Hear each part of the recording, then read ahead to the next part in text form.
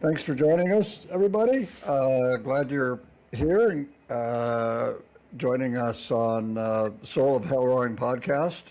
Today we are having kind of a special session here. We're talking to Bob Ambrose, who is the forecaster for OpenSnow.com for the state of Montana and for the province of Alberta. So we have visited with Bob a couple times this year, once looking back at last year and then back in December looking ahead to this year. And so now we're going to look ahead a little further this year and maybe talk about kind of what we've been seeing here for the last couple months. So Bob, thanks for coming back again and welcome aboard.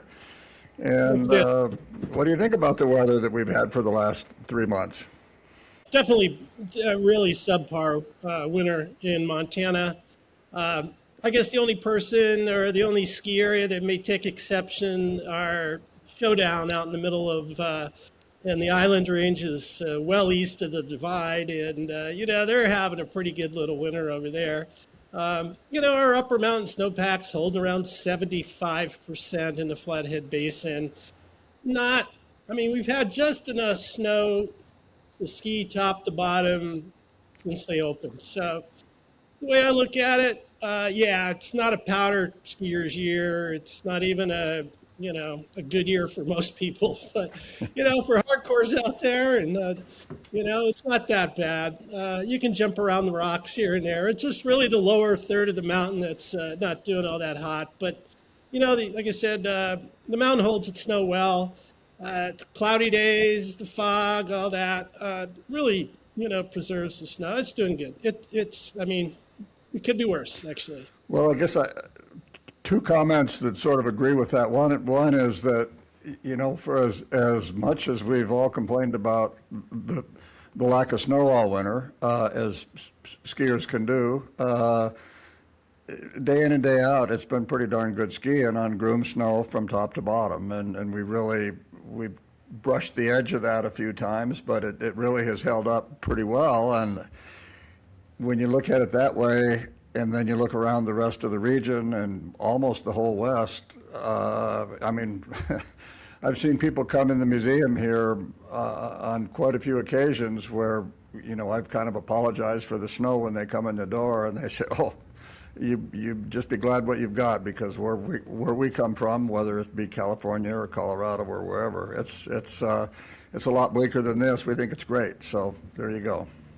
Yeah, a lot of skiers in Oregon never opened or just opened last week. They had a big dump last week, and places like Schweitzer. I remember looking at their webcam, and right after Christmas, there was still ground showing at the base there. Yeah.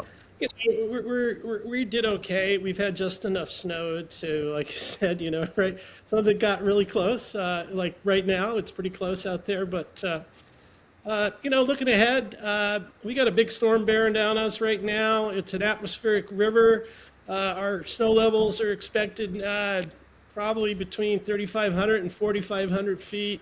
So pretty good for us on an atmospheric river, because it's warm air off the comes from they call it the Pineapple Express. So it comes from the equatorial Pacific, and but we have enough cool air up here right now to keep the snow levels below base, I believe. So snow levels are hard. They're hard to predict, but I think it'll be very, very wet snow below Chair 1, and then it gets lighter as it goes up the mountain. So well, the difference between rain and snow at about right at 32 degrees, it can be 100 feet higher or lower, and it just makes a big difference what it's doing right at your base area. So we all have our fingers crossed. Although, really, if it's wet snow or as long as it's white, we're okay. We're okay, because we need it on War Mountain. Really need it there to get through to April 4th, I guess, the closing date. And this will go a long way. It's coming really strong. Atmospheric rivers carry a lot of wind with them because they kind of ride the jet stream. And so this will have pretty gusty winds. So there'll be a lot of drifting snow up top. It's coming from the due west, so west to east. So yeah, those front side should get really whacked really nicely. Some of the winds, I mean, this will be a multi-day wind event with gusts up top, 35, 45 miles an hour. Wednesday, and especially on Thursday, is going to be the windiest of all the days. It's going to drift and stuff up there, but, below the ridge tops, it will start filling in pretty nicely. And so it's just what we need. It should get us to the end of the season because we got a long dry spell coming up after this stormy period. So all next week, we'll be back into the springtime, freeze thaw, hopefully not too much sun. But, and it looks like it's going to stay either high pressure or really small little piddly storms towards the end of the month. So we should finish out the year if we get a foot or more from this storm, which I think it's a pretty good chance that we'll get anywhere from 12 to 16 inches by Saturday night, cumulative between tomorrow afternoon and Saturday night. It's just going to be 5-6 inches a day for 3 days. So this has the potential to be really as big a snow event as we've had all season, right? I mean, we just really doesn't seem like, yeah, exactly. I won't say that. Cross those fingers. So, it reminds me of December, okay? We had some atmospheric rivers in December. They gave us some pretty nice snow. Another thing is atmospheric rivers are, if you ever look at them on a weather map, they're kind of like narrow. They're narrow rivers. Right, yeah. And, one little shift south, and, we don't get as much as that. So, and unfortunately, the last 3 storms have went south on us. But this one looks pretty good. I'm cautiously optimistic. So, with what we're looking at for the next few days, then, and it sounds like that's going to be primarily a rain event down on the valley floor for the most part, or marginal snow, you think? It's going to start off as rain, and then by Thursday, the valley should see a couple inches of snow.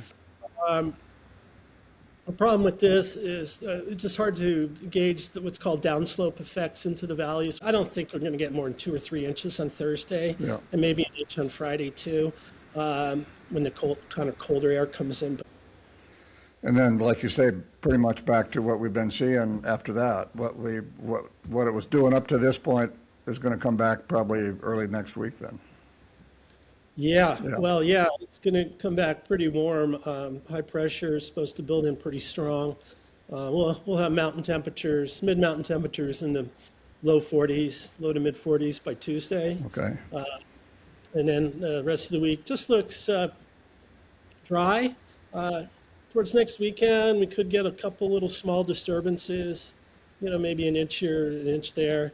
But there's nothing significant looking till the end of the month. This is it. This is our big chance to extend to the closing day on the 4th of April. Yeah, so. Yeah.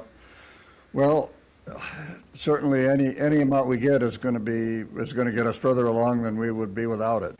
So, back at the beginning of the year, we talked about the El Nino, La Nina, and we were looking at a somewhat weak La Nina that we thought was going to maybe treat us pretty well, and then where did we go? Kind of how did we go off that track, or what happened? Oh yeah, no, it's a great question actually, and we did really good, except for some warm air that got brought in by those atmospheric rivers in December. Yep. That raised their snow levels to mid-mountain. We ended up, between November and December, our snowpack on the 1st of January was here in the Flathead River Basin was a little over 100%. So we were doing good. If you ask all the skiers, they'll say this has been a crappy year because it rained halfway down the mountain, and we just had kind of minimal coverage on that lower half. Yeah. But the upper mountain was really good, and the backside skied very well because that's where it was all snow. And then snow that did fall was super, super high water density. So it's, that's why those numbers were very deceiving to a lot of people. Say there's no way we're over 100%. Yeah. Well, right after December, the equatorial Pacific, the light light La Nina, weak La Nina started going back to sort of the what's called ENSO neutral phase, which is it's neither warmer, the water is neither warmer than average or above or colder than average, and so it went into a neutral phase, and that's essentially when the tap dried out. If you remember, January and first part of February we're drier than all. And so and so we're in this ENSO neutral pattern right now, which is average climatology, average based on historic records over the last 100 years, essentially. And so going into springtime now, we're ENSO neutral. So average tendencies through, into the summertime, average tendencies, we get a lot of rain in June, and June is our main month for fire suppression here, or getting ourselves in a best position for fire season, is getting average or above average amounts of rain in June. And ENSO neutral, we just flip a coin and hopefully it comes out normal. Yeah. That would still be pretty good. Yeah. Well, looking at last summer, every time we started to worry about how dry it was getting, we'd get a little rain. So it was kind of the best of all worlds. Yeah, it was kind of the conundrum of the year. We had a great summer last year with hardly any smoke and clear skies and rain when you needed it, and no fires, and then it goes right into a winter where we don't get any snow. Oh well. It's just interesting, but yeah. So maybe we'll get a wet summer again. Who knows? Yeah. So, well, whoops. If we get a rainy day, one day a week out of 7, then that's about the best you're going to do. Yeah, that's so last year it was like that. Yeah. It was real nice. I mean, I love it. When the trails are still not too dusty and tacky, and for those of us that like to go out into hit the dirt on our bikes, and so yeah, good. So it's we'll just all be looking to the heavens and crossing our fingers. Well, I guess at the end of the day, we just looking back on the winter, as we commented, we haven't had the snow that we would like, but we've had pretty darn good coverage for most of the year, which is pretty good compared to what's been going on around us. So be thankful for what you have, I guess. Yeah, we are. It's the mountains holding its snow well. Can't complain. Ski top to bottom. Bottom's getting a little tight in places. It's a long run out of Russ's Street if you're over on the other side of the mountain. Just grin and bear it. It could be worse. There's been years where it's been less snow. I can't remember that, but there have been years, and it really is a testament to Big Mountain and how well it holds its snow. How well it does, yeah.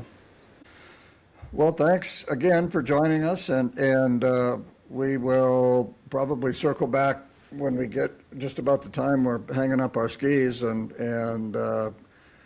take one last look back at the winter and see how we ended up with what the total snow tally was. And we'll keep hoping, and hopefully when we get together in April and talk about the winter, we can say, what about that storm in the middle of March? Man, that just saved our season. And we had 3 days skiing, and yes, let's hope for that. That's the storm that everybody wants to say they were up there that day when we got all that new snow. So, yes. So, well, all right. Thanks again, and take care of yourself. Get your back squared away, and we'll be looking for powder and see you on the hill. Well, thank you, and we'll do this again, and you too. You get out there hopefully the next 3 days, and hopefully I'll see you. I don't know. I gotta wait out my steroid shot in my back. If it starts kicking in here, I'll probably be up there on Thursday. just to witness the storm, Well, you know, if of nothing any. else, at least drive up and walk around in snow over your boot tops. Yeah. Okay. That'd be nice. Okay. All right. Well, thanks again. Sure. Thank you, Tim. See you later. Good talk. Yeah.